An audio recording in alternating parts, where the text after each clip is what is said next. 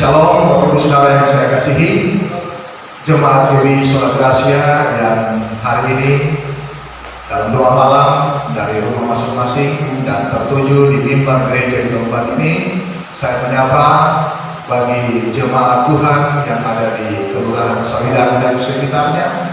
Kami menyapa jemaat yang dikasih Tuhan yang ada di Desa Saojo. Kami menyapa jemaat yang dikasih Tuhan yang ada di daerah Tendiadongi. Saya menyapa jemaat yang ada di Kelurahan Pipirodongi, yang ada di Kelurahan Tentenan, Kelurahan Sangileng, Kelurahan Pamona, bahkan dimanapun juga yang terjangkau oleh pemberitaan atau live streaming pada malam hari ini. Kita ada dalam doa malam dan sebentar kita akan berdoa dengan pokok-pokok doa kita. Namun sebelumnya ada satu renungan firman Tuhan yang luar biasa, menguatkan saya dan saudara, akan membawa pengharapan kita. Sama-sama kita akan buka Alkitab walaupun ada di rumah. Saya rindu kita semua membuka Alkitab, sama-sama kita belajar kebenaran firman Tuhan. Sebab manusia hidup bukan dari roti saja, tetapi dari setiap perkataan yang keluar dari mulut Allah. Mari kita membuka Alkitab di dalam Ibrani pasal 6. Ibrani pasal 6 ayat yang ke-19 dan 20.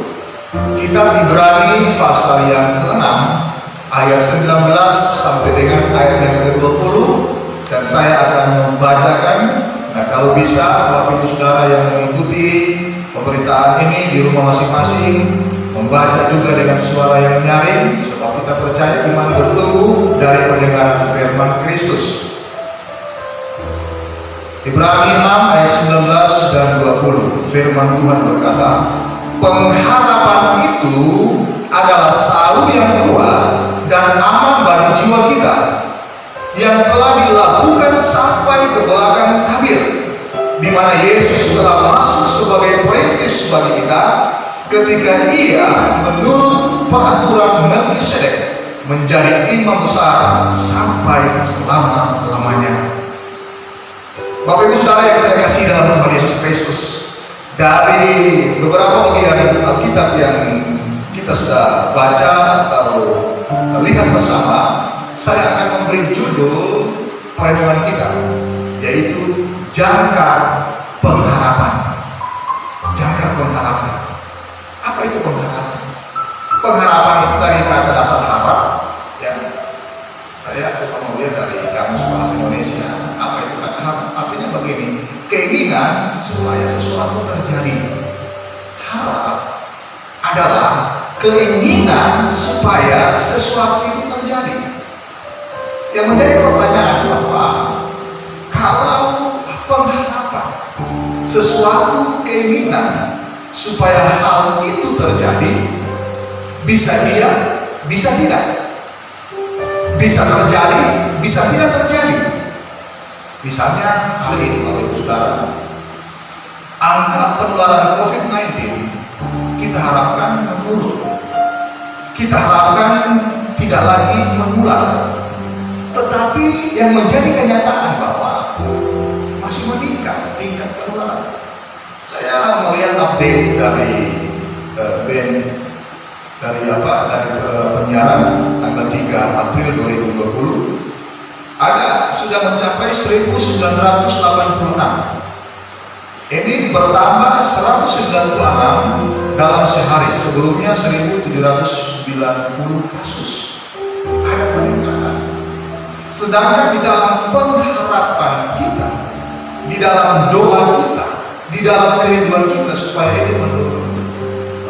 Yang menjadi menarik Bapak Ibu Saudara, di dalam ayat yang kita baca atau pengharapan menurut Alkitab seperti apa?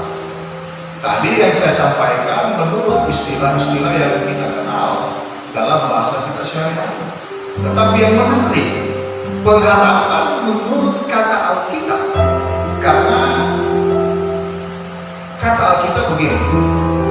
Apa itu pengharapan? Artinya menantikan sesuatu yang belum terlihat tetapi pasti. Saya bilang, pengharapan menantikan sesuatu yang belum terlihat tetapi pasti. Itu diterjemahkan dari teks bahasa Yunani, bahasa asli elpis. kata Elpis. Sangat menarik Bapak Ibu Saudara bahwa ternyata dalam terminologi Alkitab, pengharapan itu bukan sesuatu yang hanya dinantikan, yang hanya diharapkan, bisa iya, bisa tidak. Tetapi dalam istilah Alkitab, dalam bahasa Alkitab, pengharapan itu sesuatu yang dinantikan, tetapi pasti. Mengapa Bapak Ibu Saudara? Di dalam Alkitab yang kita baca, tadi dikatakan bahwa pengharapan seperti jangkar, pengharapan seperti Saul. Kata Saul dalam bacaan kita tadi itu artinya jangkar. Berbicara jangkar, tentunya kita akan memahami karena kita tinggal di daerah perairan atau danau, yang tentunya setiap perahu itu memakai jangkar ketika dia akan berlabuh. Dan dalam konteks yang kita baca ini berbicara jangkar kapal. Jangkar kapal itu sesuatu alat yang dipakai ya untuk diturunkan ke dasar laut dengan media tali supaya dia menancap di dasar laut dan kapal tidak kemana-mana. Dan luar biasa Bapak Ibu Saudara, bahwa yang lebih menarik lagi apa yang disampaikan oleh penulis kitab Ibrani, bahwa ternyata jangkar itu atau Saul itu adalah Yesus. Sangat luar biasa, memakai suatu analogi yang dapat kita membayangkan sama-sama bahwa pengharapan itu seperti jangkar. Dan ternyata jangkar atau Saul itu adalah Yesus. Mari kita baca di ayat yang ke-20 dikatakan demikian. Ya, saya akan mulai saja dari ayat 19. Pengharapan itu adalah Saul yang kuat dan aman bagi jiwa kita, yang telah dilakukan sampai ke belakang tabir, di mana Yesus telah masuk sebagai perintis bagi kita ketika ia menurut peraturan Melkisedek menjadi imam besar sampai selama-lamanya. Luar biasa Bapak Ibu Saudara. Tentunya untuk memahami ini kita harus juga melihat dari kacamata Yudaisme, yang bagaimana mereka memakai Taurat sebagai landasan atau pemikiran mereka biasa dengan Taurat. Nah, kita tahu bahwa di dalam bait suci yang dipakai sebagai tempat peribadatan orang-orang Yahudi sampai pada zaman Tuhan Yesus, yaitu ada beberapa tempat, ada halaman, ada ruang kudus, dan ada ruang maha kudus. Dan ketika Tuhan Yesus disalibkan, tempat yang memisahkan ruang kudus dan ruang maha kudus itu kiranya sudah jatuh, kiranya sudah terbelah. Dengan kata lain bahwa tidak ada batas lagi antara ruang kudus dan ruang maha kudus. Dan pada bacaan kita saat ini, penulis kitab Ibrani menganalogikan bahwa ruang maha kudus atau di belakang tabir itu adalah surga, di mana Yesus sebagai perintis, dia sebagai pengantar. Dan disitulah dikatakan sebagai jangkar yang kuat di dalam pengharapan kita. Dan Bapak Ibu Saudara, kita akan melihat seperti apa gambaran daripada sebuah jangkar itu yang dianalogikan sebagai Tuhan Yesus. Ada dua hal yang saya ingin sampaikan. Yang pertama, jangkar sebagai alat agar kapal tidak terbawa ombak. Saya ulang, jangkar adalah sebuah alat ya, agar kapal tidak terbawa ombak. Dengan kata lain, ya, setiap kapal ketika dia akan berlabuh, dia memerlukan jangkar. Dan ketika jangkar diturunkan di dalam kedalaman laut, jangkar itu akan menancap dasar laut sehingga kapal itu walaupun ada gelombang tidak akan kemana-mana, ya tetap akan berada di sekitar area daripada jangkar itu ditancap. Dan ini sangat menarik Bapak Ibu Saudara, menggambarkan tentang gelombang dunia. Saat ini kita ada dalam satu gelombang yang sangat besar, yaitu gelombang wabah COVID-19. Dan COVID-19 begitu sangat mengkhawatirkan, begitu sangat mencemaskan. Seperti negara adidaya sebangsa Amerika itu juga gentar dengan penyebaran COVID-19. Tidak terkecuali negeri kita. Dan ini merupakan sebuah gelombang yang sangat besar, yang juga dapat berdampak yang bisa mengakibatkan resesi ekonomi. Yang kita melihat bahwa barang mulai bergerak naik. Oleh karena mana lalu lintas distribusi barang terganggu dan juga daya beli daripada masyarakat menjadi berkurang. Dan ini sesuatu sebenarnya yang sudah dinubuatkan oleh Tuhan Yesus seperti yang pernah saya sampaikan pada waktu yang lalu. Tetapi yang harus kita camkan di sini bahwa Yesus adalah jangkar, Dia adalah satu, Dia adalah pengharapan kita. Walaupun hari ini kita di tengah gelombang yang sungguh sangat besar. Mari Bapak Ibu Saudara yang saya kasih, Alkitab berkata bahwa jangkar, sau, yaitu Yesus sendiri, Dia adalah sau yang kuat, yang aman bagi jiwa kita. Ketika berbicara aman bagi jiwa kita, ini berbicara pikiran kita, ini berbicara perasaan kita, ini berbicara kehendak kita.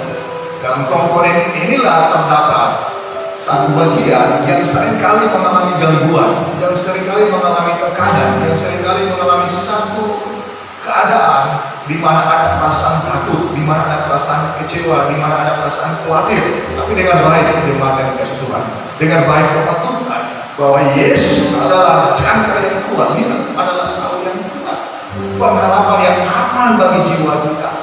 Kalau hari ini kita begitu merasa gentar, begitu merasa cemas akan dampak daripada COVID-19, dengan baik Yesus adalah pengharapan kita.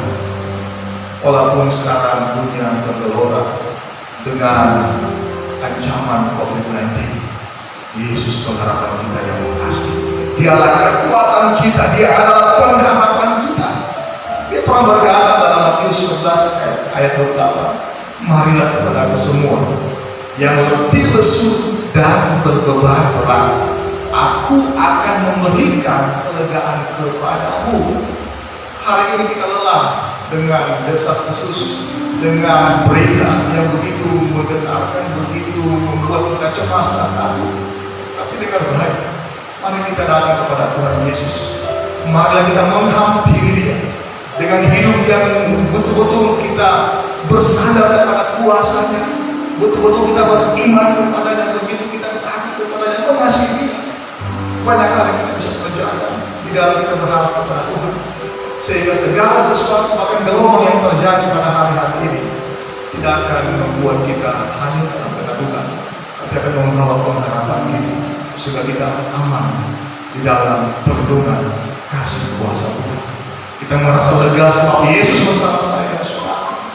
Dengan baik jemaat yang dikasih Tuhan, apapun keadaan kita hari ini, jangan pernah kita gentar, jangan pernah kita khawatir, jangan pernah kita takut sebab Dia Yesus pengharapan kita.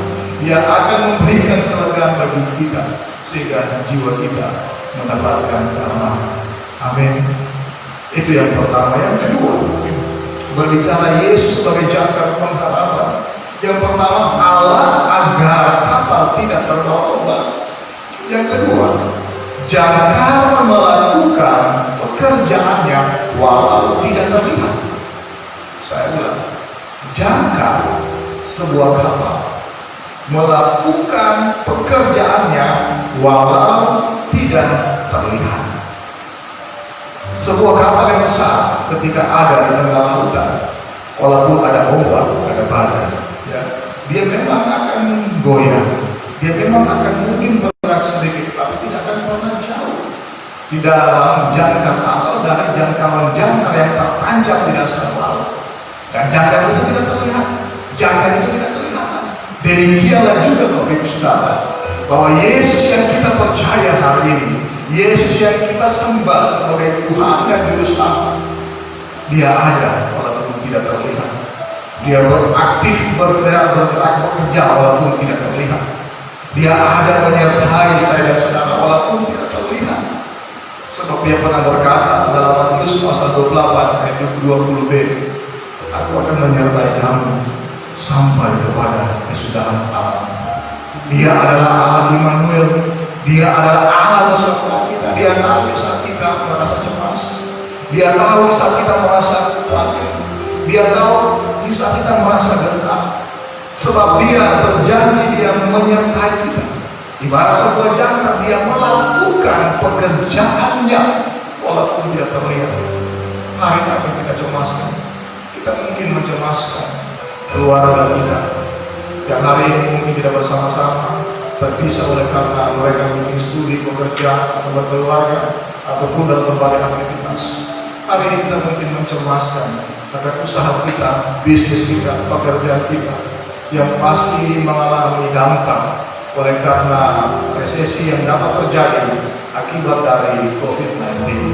Dengan baik maka dikasih Tuhan bahwa Yesus adalah jangkar. Dia ada bersama-sama saya dan saudara. Dia Allah Immanuel, dia bersama kita.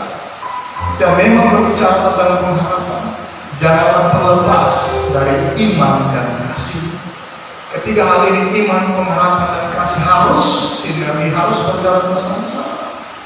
Di saat iman kita lemah, mari kita merenungkan akan cinta kasih Tuhan, kasihnya yang luar biasa. Apalagi kita masuk dalam minggu-minggu di mana kita akan merayakan Paskah.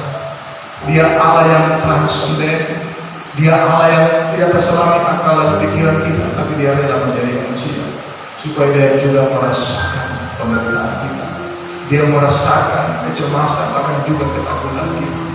Sehingga ketika dia mengatakan, aku menyertai kamu sampai kepada kesudahan alam, itu merupakan jaminan, itu merupakan janji. Tetapi yang harus kita lakukan sebagai umat Tuhan, kita harus kuat dalam iman, juga pengharapan dan juga kasih. Dan berbicara kepada kasih, itu sangat luas cakupannya. Itu berbicara hidup kita mengasihi Tuhan, itu berbicara hidup kita yang harus selaras dengan apa yang Tuhan Yesus kehendaki.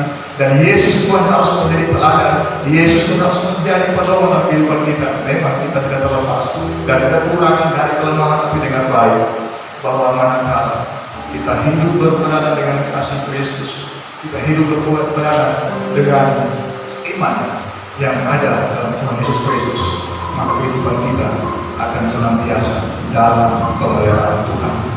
Kita punya hikmat tentunya dalam iman itu. Iman adalah penurutan akan kehendak Tuhan. Hari ini negara, bangsa kita, pemerintah kita menghimbau semua masyarakat untuk ada dalam social distancing, bukan physical distancing, kita menjaga jarak supaya kita dapat memutuskan rantai penyebaran COVID-19. Dan itu merupakan pengharapan kita, iman kita turun kepada pemerintah, mendengarkan apa yang dicanangkan, dihimbau, diperintahkan oleh pemerintah kita, bahkan juga di wilayah kita. Dan saya percaya bahwa apa yang kita harapkan itu pasti dapat terjadi, asalkan kita punya iman, kita punya kasih juga, dan di dalamnya nama Tuhan pasti akan dipermuliakan. Dan oleh karena itu kita terlibat dalam doa kita, doa syafaat, bahkan juga untuk pemerintah kita, untuk gereja kita, bahkan juga untuk saudara-saudara kita yang hari ini mereka banyak mengalami duka cita oleh karena ditinggalkan orang-orang terkasih, bahkan juga yang mengalami sakit akibat tertular dengan COVID-19. Dan biarlah Yesus sebagai jangkar pengharapan kita akan membawa kita semakin kuat di dalam iman, pengharapan, dan kasih. Kita akan masuk ke dalam doa. Kita siapkan hati kita.